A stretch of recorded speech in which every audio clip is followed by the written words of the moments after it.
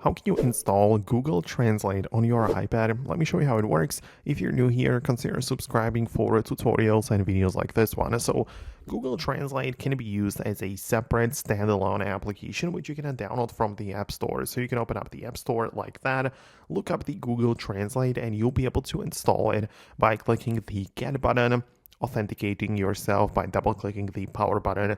You need to scan your face, and the app will then be installed. And the way that it works is that you can get inside the app as usual and start using the translating feature. So you can type in the text.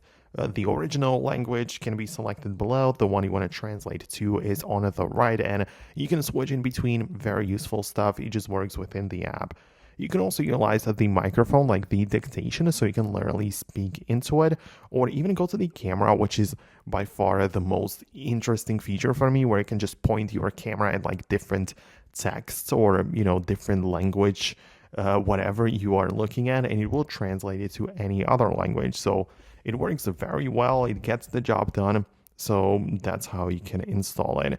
Keep in mind, however, that for translating like websites or different content on the internet, it is best to utilize the built-in browser translator. So for example, if you want to stick with the Google one, make sure you have the Google Chrome web browser, where every website in a different language has the ability to be translated. So you just tap on the three dots, more options, and you should see the translate button right there. So depends on what you wanted to achieve, but I hopefully helped you out with it. Let me know what you think. Let me know what's going on.